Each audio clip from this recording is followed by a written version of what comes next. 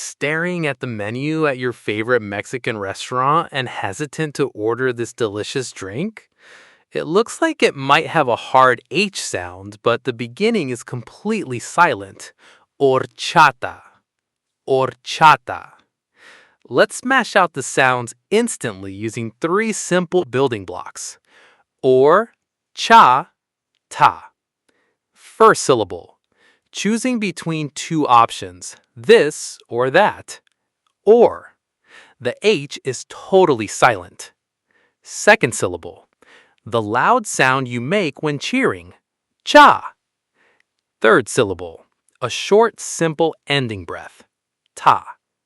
Snap them together fast with the stress on the middle part. Or cha, ta. Say it with me. Horchata. Horchata. Horchata.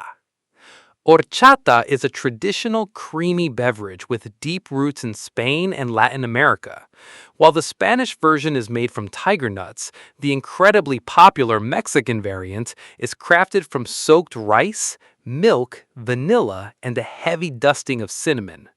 It is served ice cold and pairs perfectly with spicy street tacos.